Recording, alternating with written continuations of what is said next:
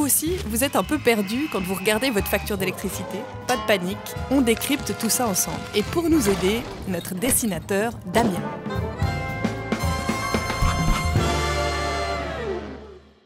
Alors aujourd'hui, on s'intéresse à cette question que l'on entend souvent.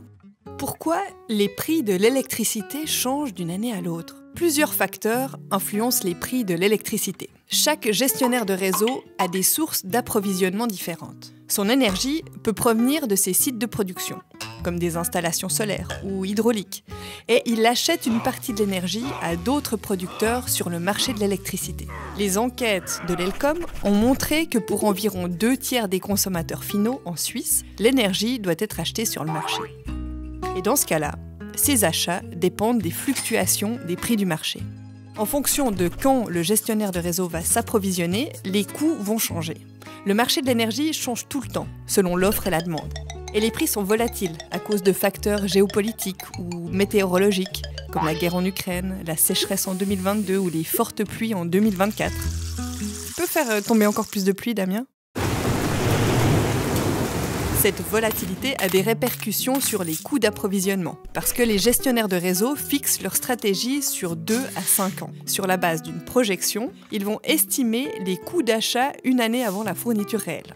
Ensuite, les gestionnaires ne peuvent pas ajuster instantanément les tarifs en cas de variation soudaine des prix, ce qui crée un certain décalage. C'est pour ça, par exemple, que lors de la crise énergétique de 2022, les hausses ont été ressenties par les consommateurs en 2023 et en 2024 seulement. Autre inconnu, la demande réelle des clients.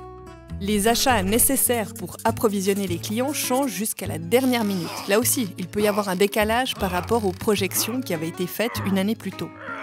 Avec tout ça, les gestionnaires de réseau dépensent parfois plus ou moins que prévu, impactant à la hausse ou à la baisse la facture des consommateurs les années suivantes. Reprenons l'évolution des prix de la composante énergie de vos factures de ces dernières années. Vous verrez comme ça change d'une année à l'autre.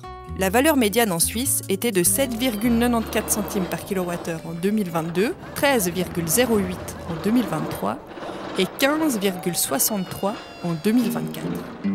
En plus du coût de l'énergie, les gestionnaires doivent anticiper les investissements et les travaux nécessaires pour maintenir ou renforcer leur réseau. Par exemple, si des propriétaires installent des panneaux solaires et que le réseau doit être modernisé pour absorber cette nouvelle réinjection d'énergie, cela va susciter des coûts et influencer les tarifs finaux. La répercussion de ces coûts sur la facture des consommateurs va changer d'une région à une autre selon la topologie du terrain, la densité de la population et la taille de la zone desservie. Finalement, les gestionnaires doivent atteindre les consommateurs. Et pour cela, ils doivent distribuer l'électricité au niveau de tension de ceux-ci. Damien, tu dors là? Ouais, c'est pas cool, franchement, j'allais préciser. Voici les niveaux de tension. Le consommateur, c'est vraiment la petite maison tout à droite. Il va payer pour tous les niveaux de réseau jusqu'à lui. Donc, si on résume, comment les tarifs sont fixés? Selon les coûts de production propres des gestionnaires de réseau, s'il y a une production propre, les prix d'achat sur le marché de gros et les investissements nécessaires pour les infrastructures. Le tout est contrôlé par la Commission fédérale de l'électricité, l'Elcom. Conclusion, les fluctuations des tarifs électriques ne sont pas arbitraires.